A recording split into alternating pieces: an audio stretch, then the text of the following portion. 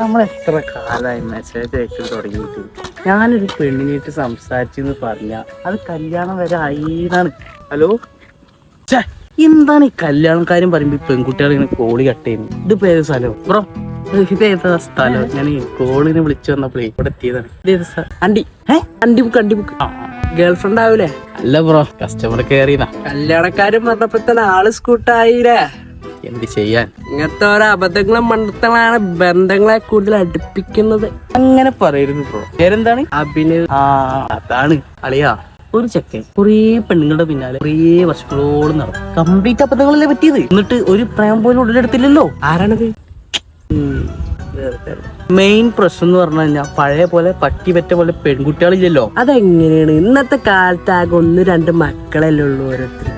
ഇതൊക്കെ 7-8 പഠിക്കുമ്പോ ഓരോരുത്തർ പോയി സെറ്റ് ആക്കണ്. അത് ശരിയാണ്. നിമ്മക്ക് ഇനിയാണ് ഉണ്ടാവില്ലടി ഈ രാജ്യത്ത്.